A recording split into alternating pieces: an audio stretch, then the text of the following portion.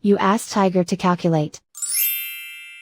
This deals with finding the midpoint between 2 points.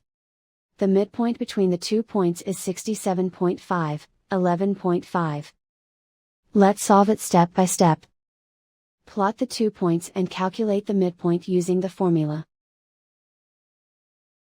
The coordinates of point 1 are, x1 equals 43, y1 equals 74. The coordinates of point 2 are, x2 equals 92, y2 equals negative 51. PM represents the midpoint of the 2 points.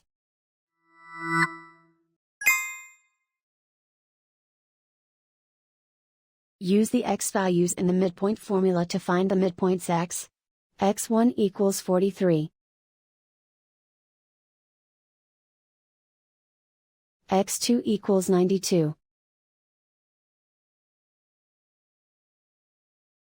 Simplify the arithmetic.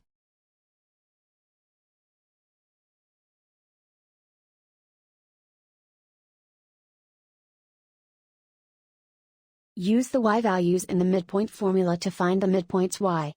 y1 equals 74. y2 equals negative 51. Simplify the arithmetic.